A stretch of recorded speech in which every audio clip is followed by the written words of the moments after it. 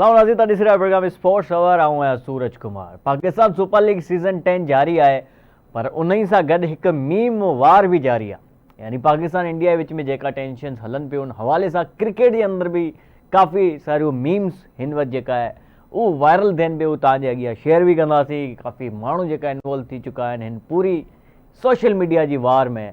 Cricket के हवाले सां के माण्हू चवंदा त हिन वार में बाबर ऐं रिज़वान सां ओपनिंग न कराइजो, न तो वरी असांजे लाइ लर्न थी वेंदो वार विन जी जगह सां। मुख़्तलिफ़ ही मीम्स आहिनि तव्हांजे अॻियां असां रखंदासीं। शोएब रहमान साहब हमारे साथ मौजूद है। शोएब भाई अस्सलाम वालेकुम। वालेकुम सलाम, क्या हाल है सूरज? सर जी बिल्कुल ठीक ठाक। और आपका यूट्यूब तो नहीं हुआ ना, वो बैन शैन तो नहीं हुआ इंडिया में? आवाज आ रही है मेरी? जी जी बिल्कुल आ रही है सर जी। मैं कह रहा हूँ कि आपका यूट्यूब तो नहीं बैन हुआ इंडिया में?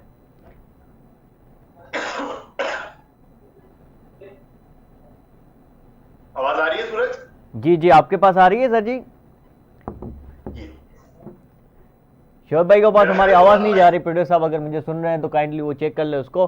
बहरहाल नाज़रीन, तव्हांखे अगर असां पॉइंट्स टेबल ॾेखारियूं त हिन वक़्तु छा सूरत हाल है पाकिस्तान सुपर लीग जी, त उहो तव्हांखे असां ॿुधायूं। हिन वक़्तु इस्लामाबाद यूनाइटेड जेका आहे पहिरें नंबर ते आहे, उनखां पोइ कोयटा, उनखां पोइ लाहौर कलंदर्स, कराची किंग्स चौथे नंबर ते आहे, पेशावर ज़ल्मी 5 नंबर ते आहे, ऐं 6 नंबर ते मुल्तान सुल्तान।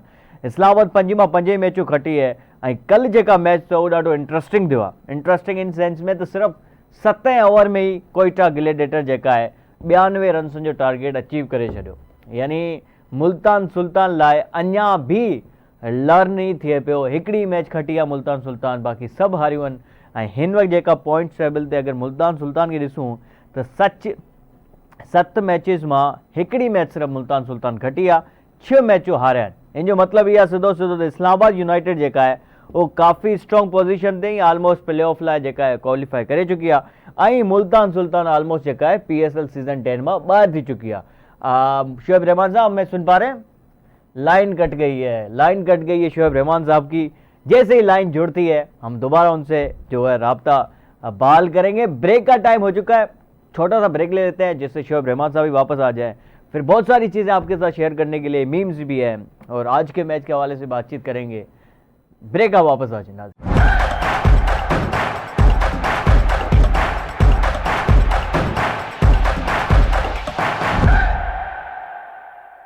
हमारे साथ मौजूद है नाज़रीन। आई होप कि शोएब भाई के पास अब हमारी आवाज़ जाएगी। शोएब भाई अस्सलाम वालेकुम, कैसे हैं सर जी? जी वालेकुम सलाम। माशाल्लाह सर, वो आवाज़ आपकी असल में आवाज़ सुनने के लिए कान तरस गए थे। माशाल्लाह अब आवाज़ आ गई आपकी और हमारी भी आपके पास आ रही है। मैं तो मुस्तकिल पिछले एक हफ्ते से जो है सोशल मीडिया पे बड़ा एक्टिव हुआ। और तुमने अगर देखा होगा मीम्स के हवाले से, और वो जो हमारी मीडिया वॉर चल रही है हिंदुस्तान और पाकिस्तान की, तो उसके अंदर तो एक मकसद उधम मचा हुआ है। बिल्कुल ऐसे सर जी। आपका तो कोई यूट्यूब तो नहीं हुआ ना बैन इंडिया में? क्योंकि आपकी माशाल्लाह से जो तोप चलाते हैं बर्दाश्त नहीं हुआ। क्या नाम है वो उन्होंने बैन कर रखा है। तो वैसे भी तो हमारी जो ऑडियंस है देखने वाली स्पोर्ट्स के हवाले से या हमें जो क्रिकेट के हवाले से देखती है, वो कहीं ना कहीं से हमें ढूंढ ढांड के निकाले लेगी। VPN चला हमने तो ना जाने क्या क्या चीजें बैन कर दी हैं। वो हमारी शक्लें तक भी उन्होंने बैन कर दी हैं, मगर इसका कोई फायदा है नहीं। अच्छा सर जी, बांग्लादेश सीरीज के लिए जो है वो शेड्यूल आ चुका है। हम रिक्वेस्ट करेंगे वो शेड्यूल चलाएं, तो हम ऑडियंस को भी बता दें कि भाई पहला मैच जो है 25 मई को रखा गया इकबाल स्टेडियम में। यानी आफ्टर लॉन्ग टाइम 2008 में लास्ट टाइम जो मैच हुआ था यहाँ पे, उसके बाद कोई मैच नहीं हुआ इंटरनेशनल। बांग्लादेश खिलाफ जो है सीरीज आप देख सकते हैं 25 तारीख को पहला मैच है, 27 को इकबाल स्टेडियम में दूसरा match Pakistan versus Bangladesh. T20 series है ये, और थर्ड T20 30 को है, चौथा 1 जून को, और आखिरी जो है 3 जून को कदाफी स्टेडियम लाहौर में। ये पाकिस्तान वर्सेस बांग्लादेश की सीरीज है जिसमें 5 खिलाड़ी वापस आ रहे हैं, पाकिस्तान टीम में कमबैक कर रहे हैं। बहुत हो गया सर जी, बस इसको हटा दे, वापस हमें दिखा दे। तो ये बेसिकली 5 खिलाड़ी जो है टीम में वापस आ रहे हैं, जिसमें हसन अली भी है सर जी, जिसमें आपके सैम अयूब है, फ़खर जमान है, जिसमें आपके हाईएस्ट इस वक्त रन स्कोर जिनको कहे साहबजादा फरहान, वो भी टीम में वापस आ रहे हैं। अली रजा का भी नाम आ रहा है कि उनको भी टीम में शामिल किया जा रहा है। तो पाकिस्तान के लिए डेफिनेटली बहुत ही इंपॉर्टेंट सीरीज है सर ये, क्योंकि आगे जो एशिया कप है, आगे T20 वर्ल्ड कप है। कैसे देख रहे हैं इस सीरीज को? यार ये बिल्कुल, एक तो खैर मुझे बड़ी खुशी हुई कि इकबाल स्टेडियम के अंदर तकरीबन 17 साल बाद, हाँ, मेरे ख्याल से 2008 में आखिरी मैच हुआ था, हो रहा है। और ये हमारे जितने भी इकबाल स्टेडियम है, पिंडी का है, पेशावर का है, इनमें मैचेस हुआ करते थे। वक्त के साथ साथ यहाँ से क्रिकेट खत्म हो गई, तो एक बड़ी खुशहाली बात है कि 17 साल बाद इकबाल स्टेडियम में मैच होगा। और जिन तुमने 5 खिलाड़ियों के नाम लिए ना, उनकी परफॉर्मेंस है पीएसएल में, और यंग बच्चे हैं और उनको बिल्कुल आना चाहिए, जिसमें हसन अली एक पुराने वापस आ रहे हैं, बाकी तो तकरीबन एक साहबजादा फरहान वो पुराने, बाकी 3 जो हैं वो यंगस्टर हैं। और वो डिजर्विंग थे और उनको बिल्कुल टीम में होना चाहिए। अली रजा ने बड़ी अच्छी परफॉर्मेंस दी है और उनको बिल्कुल टीम का हिस्सा होना चाहिए उसमें। बिल्कुल अच्छे। अच्छा, ये सीरीज भी बड़ी इंपॉर्टेंट होगी डेफिनेटली, क्योंकि आगे world cup, Asia cup, 5 matches की T20 सीरीज है, जितना हो सके यंगस्टर्स को चांस देना चाहिए। अच्छा शोभ भाई, इस पीएसएल के अंदर आप देखें, हसन नवाज एक ऐसा खिलाड़ी है जिसको न्यूजीलैंड में चांस दिया गया, लेकिन मुसलसल फेल हुए, इस पीएसएल के अंदर भी फेल ही हुए हैं। इसी के साथ साथ आपने देखा कि इरफान खान न्याजी वो भी फेल हुए हैं, पाकिस्तान T20 का परमानेंट हिस्सा है वो। इसी के साथ साथ आपके तैयब ताहिर हैं, आपके पास जो है मोहम्मद वसीम जूनियर, तो ये सारे फेल हुए हैं इस पीएसएल के अंदर। तो आपको लगता है कि उन सारे यंगस्टर को दोबारा चांस देना चाहिए, या फिर पीएसएल के अंदर जिन्होंने परफॉर्म किया उनके साथ जाना चाहिए? यार मेरा ख्याल है कि ये प्लेयर्स की अपनी भी कुछ नाअहली है कि ये मोहम्मद वसीम हो गए और एक और फास्ट बॉलर थे जमान खान हो गए, ये लोग बड़ा अच्छा परफॉर्म कर रहे थे, तो अब अचानक इनको क्या हुआ नजर नहीं आता। इसी तरह हसन की परफॉर्मेंस नहीं है। अच्छा, न्याजी जो है वो मुझे बेसिकली पसंद था, वो T20 के हिसाब से बड़ी क्लीन हिटें मारता था, मगर वो जब उसको टीम में चांस मिला वो नहीं मिला। तो इसमें जो है प्लेयर्स की जो ना अपनी भी गलती है, और उनको इतने चांस देने के बावजूद पीएसएल इतना बड़ा टूर्नामेंट में किसी एक ने परफॉर्म नहीं किया। वाले फोटे चला ले ये जी, तो ये बहरहाल इन प्लेयर्स के लिए भी लेबर फिक्र को सोचना पड़ेगा कि क्रिकेट ऐसा नहीं है आपने एक दफा परफॉर्म कर दिया और आपका नाम टीम में आ गया तो बस सब कुछ खत्म हो गई। जब तक आपकी क्रिकेट चल रही है आपने मुस्तकिल परफॉर्म करते रहना, तब वक्त तक आप रिटायर ना हो जाओ। और अगर आपने अपनी फिजिकल ट्रेनिंग में छोड़ दी, आपने प्रैक्टिस सेशन छोड़ दी है, आपने नेट जाना छोड़ दिया, तो यही होता है। जिस तरह हसन अली के साथ हुआ, हसन अली बड़ा शानदार था, चैंपियंस ट्रॉफी आप देख लें, उसके बाद उसका फोकस आउट हुआ, वो डांस पे लग गया, किन चीजों पे लग गया, उसने क्रिकेट छोड़ के दूसरी तरफ तवज्जो दी, तो उसकी क्रिकेट जो कहां से कहां चली गई। तो भी कुछ ऐसी बात है कि पीएसएल में उसका कमबैक हुआ है। बिल्कुल सही। तो आप कहते हैं कि हसन अली एक अच्छा ऑप्शन होता। अच्छा सर जी, आज लाहौर कलंदर्स और इस्लामाबाद यूनाइटेड जो कि टेबल टॉपर है, उनकी आज जो है मैच है। पॉइंट्स टेबल दिखा दें फुल स्क्रीन, तो फिर हम अपने नाज़रीन को भी बताएंगे इस वक्त लाहौर कलंदर्स और इस्लामाबाद के लिए ये मैच कितना इंपॉर्टेंट है। इस्लामाबाद यूनाइटेड नंबर 2 कोयटा आ गई है। हाँ, नंबर 2 कोयटा है बिल्कुल। नंबर 3 पर है लाहौर कलंदर्स, 6 में से 3 मैचेस जीते हैं। एक नंबर 1 की टीम है और नंबर तीसरे नंबर की टीम है। बड़ा इंपॉर्टेंट मैच होगा डेफिनेटली लाहौर कलंदर्स के लिए। अगर ये कलंदर्स को बिल्कुल जीतना जरूरी है, और जिस तरह हमने टूर्नामेंट के शुरू में बात करी थी इस्लामाबाद यूनाइटेड और कोयटा तुमने देखा कि पिक करती आ गई। अच्छा, एक चीज की हमें तारीफ करना पड़ेगी, हाँ, कोयटा की कप्तानी में जो सऊद शकील कर रहा है, सऊद शकील की हालांकि अपनी परफॉर्मेंस जो है वो इस हमें पीएसएल में नजर नहीं आई, मगर एज अ कैप्टन जो है उसके पीछे उसके मेंटोर सरफराज भी हैं और फिर विविन रिचर्ड भी हैं, तो उसकी कप्तानी की स्किल जो है ना, और उसको आप देखें उसने छोटे टारगेट वो डिफेंड करने के जो टारगेट थे उस पर मैच जीत की थी। बिल्कुल है, सही, बिल्कुल। तो अच्छा, यहाँ पर जो ना पूरा मीडिया हाईलाइट कर रहा है मुल्तान परफॉर्म नहीं कर रही या अपना जल्मी बाबर परफॉर्म नहीं कर रहा, वो तो ठीक है, मगर आप जो हाईलाइट होने की चीज है सऊद शकील की, हमें परफॉर्मेंस की तारीफ करनी पड़ेगी, और उस लड़के ने बड़ी अच्छी कप्तानी की है। अच्छा शोभ भाई, बाबर आजम ने एक बड़ा इंटरेस्टिंग आज इंटरव्यू दिया है। सोहेल इमरान साहब आप यकीनन जानते होंगे, जियो न्यूज के बड़े सीनियर जर्नलिस्ट हैं, उन्होंने इंटरव्यू लिया है। बड़ा खुल के बाबर आजम ने बहुत सारी चीज़ों के जवाब दिए। उनसे ये भी सवाल हुआ कि भाई लोग आपको क्रिटिसाइज करते हैं आपकी परफॉर्मेंस के ऊपर, आपके स्ट्राइक रेट के ऊपर, तो उन्होंने बड़ा खुल के जो है जवाब दिए हैं। बाबर आजम ने कहा कि भाई देखें, मैं तो बोल सकता हूं, लेकिन मेरे वालिदैन ने मुझे परवरिश उस किस्म की नहीं की कि मैं उनको जवाब दूं, मैं ग्राउंड में जवाब देना चाहता हूं। उन्होंने ये भी कहा कि भाई पीएसएल की जो हाइप है, जो पॉपुलैरिटी है, वो उसी लेवल की है, उसी स्टैंडर्ड की है, कोई नीचे नहीं की। क्योंकि उनसे सवाल हुआ कि क्या स्टैंडर्ड पीएसएल का नीचे गया है, उन्होंने कहा बिल्कुल ऐसा नहीं है। इसी तरह उन्होंने क्रिटिसाइज जो लोग करते हैं उनके ऊपर बहुत सारी बातें की। उन्होंने कहा मैं T20 वापस आना चाहता हूं, उन्होंने कहा मैं अपने स्ट्राइक रेट पे काम कर रहा हूं। तो बाबर आजम कैसे देख रहे हैं सर जी? फैसल इकबाल आप यकीनन जानते होंगे, जावेद मियांदाद के मेरे ख्याल से वो कोई रिश्तेदार है, भांजा भांजा बहन का बेटा है। हाँ भांजा है। तो उन्होंने बाबर आजम के ऊपर कहा है कि बाबर आजम का करियर यहाँ पे खत्म हुआ जाता है। तो आपको क्या लगता है कि बाबर आजम इतना बड़ा सुपरस्टार जिनको देखने के लिए लोग तरसते हैं और जहां जाते हैं वो हाउसफुल हो जाता है, उनका करियर खत्म है? आप क्या समझते हैं? या फैसल इकबाल भी उसी गंगा से हाथ धोने चाहते हैं क्योंकि बड़ा नाम है, उनके खिलाफ क्रिटिसाइज करेंगे तो कहीं ना कहीं फैसल इकबाल का भी नाम चलेगा? नहीं, मैं तुम्हें इस पे एक शेर पढ़ता हूँ कि मेरे कत्ल के बाद उसने जफा से तौबा है उस जूदे पशेमा का पशेमा होना। बाबर आजम की सारी बातें एक तरफ, और उन्होंने इस इंटरव्यू में एक बात और कही है कि जनाब मैं पाकिस्तान के लिए किसी भी पोजीशन पे खेलने के लिए तैयार हूँ। ये तो बहुत बड़ी बात उन्होंने की। तो उस पे मैं शेर पढ़ रहा हूँ कि मेरे कत्ल के बाद उसने जफा से तौबा है उस जूदे पशेमा का पशेमा होना। मतलब आज बाबर आजम की परफॉर्मेंस डिक्लाइन की तरफ है तो बाबर आजम ये बात कर रहे हैं, वरना बाबर आजम का जब टीम में सिलेक्शन, वो जब टीम के कैप्टन थे तो उनकी 2 या 3 डिमांड होती थी कि जनाब टीम मेरी मर्जी की होगी, मैं खुद ओपनर खेलूंगा और एज ए कैप्टन खेलूंगा। आज उनकी परफॉर्मेंस उस पे नहीं रही। अच्छा, कुछ लोग ये भी कहते हैं कि जनाब उन पे प्रेशर इतना किया गया, उनको कप्तानी से हटाया गया, फलाना गया, उनके वो अच्छी नहीं रही। यार बैट तो आपके हाथ में था, आप हर चीज का जवाब जो है ना अपने बल्ले से दे सकते हो।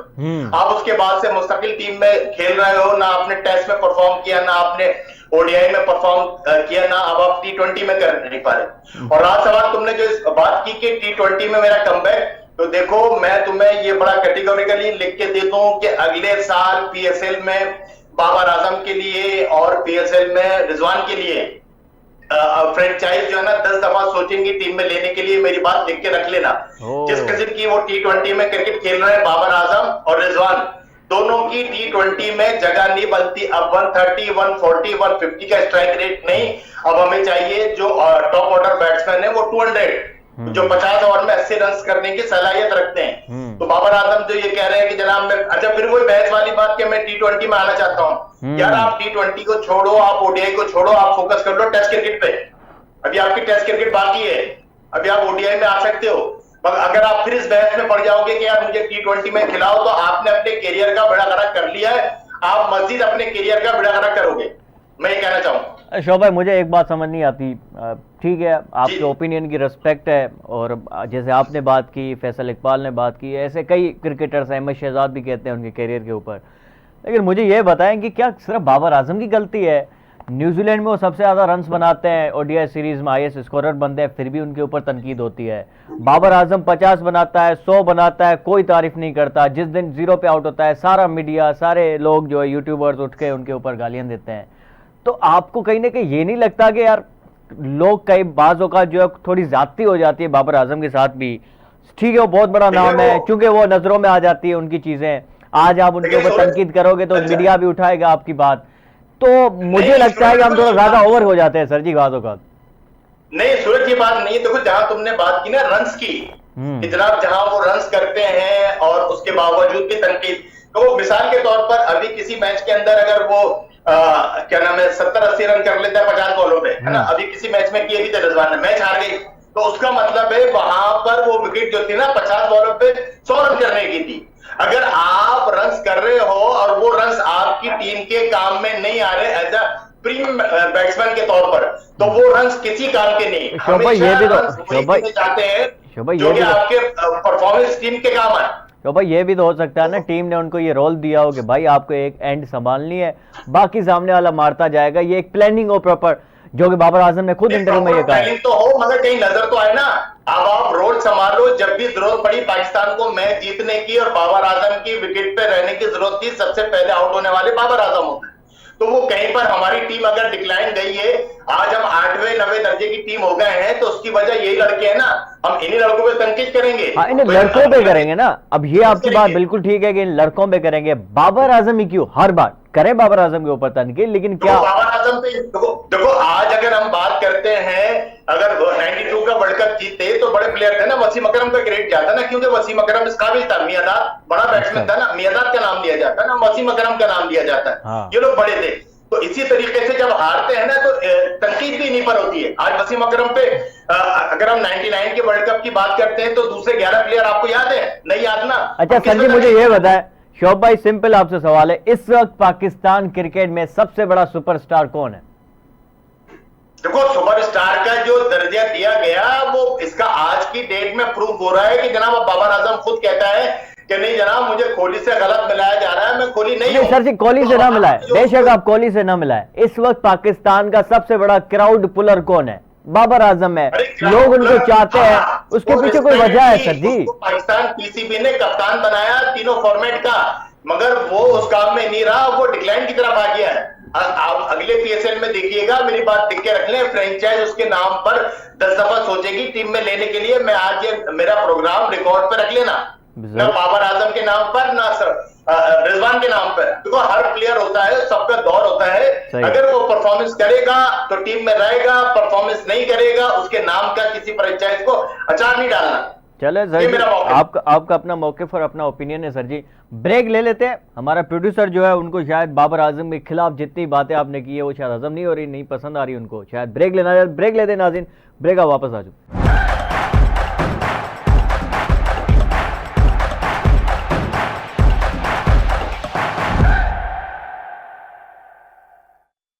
वेलकम बैक नाज़रीन, शोएब रहमान हमारे साथ मौजूद। शोएब भाई, बहुत सारी मीम्स जो है इस वक्त वायरल हो रही है। इंडिया पाकिस्तान की टेंशन्स एक तरफ, जंग के हक में कोई नहीं है सर जी। देखिए, हम भी चाहते हैं, डेफिनेटली इंडियंस चाहते होंगे कि यार जंग ना हो, कोई भी नहीं चाहता जंग हो, लेकिन ये जो मीम्स यो वार है ना, ये मज़ेदार चल रही है भाई।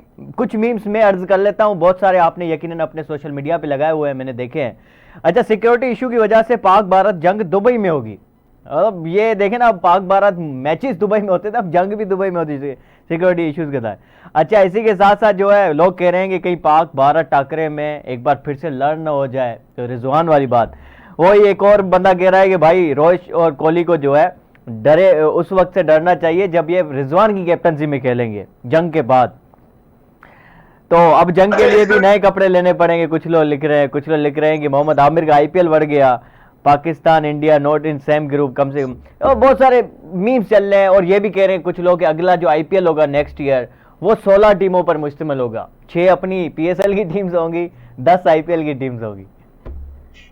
अच्छा, एक मीम बड़ी वायरल हुई और भी, वो चाय वाली एक खातून थी इंग्लैंड के अंदर, एहतजाज कर रही है कि जनाब हम पानी बंद कर देंगे, आप चाय पियेंगे, तो वो बड़ी वायरल हुई कि जनाब हमने दूध पत्ती शुरू कर दी। दूध पत्ती शुरू कर दी। आप क्रिएटिविटी देखें आप उसमें से कि हम तो पीते दूध पत्ती के बगैर पानी की चाय।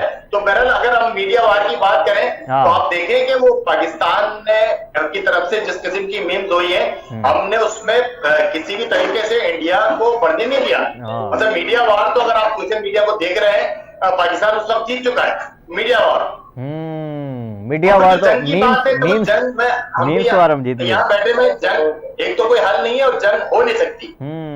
मकसद यहाँ पर अगर हम बात करें, अपने प्रोग्राम के तवज्जो से सब बात कर चुके हैं, ये प्योरली इंडिया का अपना सिक्योरिटी लैब्स है, वो जवाब दे, उनकी सरकार है, उनकी सेना जवाब दे है कि अगर इतना बड़ा वाकया हुआ तो उनकी सिक्योरिटी, उनकी 10 लाख फौजी क्या कर रहे हैं। इसमें आप पाकिस्तान का नाम दो, किसी का भी नाम दो, वो बिल्कुल काबिल कबूल नहीं है। बिल्कुल ऐसे, बिल्कुल ऐसे। यानी जंग तो कोई भी नहीं चाहता, डेफिनेटली हम चाहते हैं कि सुकून और पीस हो पाकिस्तान इंडिया के दरमियान। लेकिन चूंकि ये मीम वार चल रही है, क्रिकेट उसमें मुतासिर हो रही है, शाहिद अफरीदी के बयान आपने सुने होंगे, फिर उसके ऊपर शेखर धवन के बयान, तो ये बहुत सारी चीजें बहरहाल सर जी चल रही है क्रिकेट। शेखर धवन के ऊपर वो हमारा गद्दार जो है वो अपना दानिश कनेरिया, उसका बयान, उसने शाहिद अफरीदी का बयान के ऊपर लिख दिया कि जनाब मैं जो हूँ पाकिस्तान में था और मुझे प्रेशराइज दोबारा करता था कि शाहिद अफरीदी के तुम मुसलमान हो जाओ। वो तो पीटने ही खत्म नहीं हो रहे। मतलब हमने तुम्हें कितनी दफा प्रेशराइज कर दिया, तुम हम सब उठ के बैठ के खाते हैं पीते हैं कि जनाब वो सूरज तुम मुसलमान हो जाओ। बस यहाँ पर तुम और बताओ ना, मेरा नाम तो ना घसीटे सर बीच में, वो दानिश कनेरिया था। ये यहाँ पर इतनी अहमकाना बात कर रहा है वो दानिश कनेरिया कि वो अल्लाह ताला उसको पूछेगा पाकिस्तान ने इतनी इज्जत दी और आज आप उसी पाकिस्तान का जो है ना मजाक उड़ा रहे हो और पाकिस्तान को मुर्दे इल्जाम ठहरा रहे हो। तो बहरहाल ऐसे कमजोर होते हैं। बिल्कुल ठीक कह रहे हैं सर जी, लेकिन मुझे कहीं किसी ने बताया कि भाई आपका यूट्यूब या आपका कोई ट्विटर भी जो है वो भी बैन किया जा रहा है इंडिया के अंदर। आप भी इस किस्म की चीजें लिखते होंगे यकीनन। नहीं, बिल्कुल, वो जो चीज हमें लगती है कि देखो, जब मुल्क की बात आती है, आपस के इख्तलाफात कुछ भी हो वो अलग, मगर जब बात मुल्क पर आ जाती है तो फिर मुल्क से बढ़ के, वतन से बढ़ के तो कोई चीज होती नहीं है ना। फिर तो हम सब पाकिस्तानी हैं, किसी भी कौम के हो, किसी भी फिक्रे के हो, किसी भी जबान से ताल्लुक हो, फिर तो पाकिस्तानी है ना। पाकिस्तान है तो ये सब कुछ है। पाकिस्तान देखो, वतनी क्या होती है, फिर ये फलस्तीन से पूछा जाए ना कि यार वतन की क्या अहमियत है। ये वतन हमारा है, हमें पासबा इसके। सर जी इसी के साथ प्रोग्राम की बात आती है तो ठीक है, वो हमारे यूट्यूब चैनल बैन करें, सब कुछ बैन करें, जिसने जहां हमें देखना है, जहां हमें सुनना है वो सुनेगा, और जो बात हक की है वो तो भागीदारी कही जाएगी। बिल्कुल ऐसे ही है सर जी। हम पाकिस्तान कौम जो है एक है। इसी के साथ प्रोग्राम का इख्तिताम करते हैं शोभ भाई। We hope for the best, जो भी हो अच्छा हो, and the tea is fantastic. मिलते हैं अगले प्रोग्राम में। पंहिंजा ख्याल रखो, असां गॾु रहिजो। अल्लाह हाफ़िज़।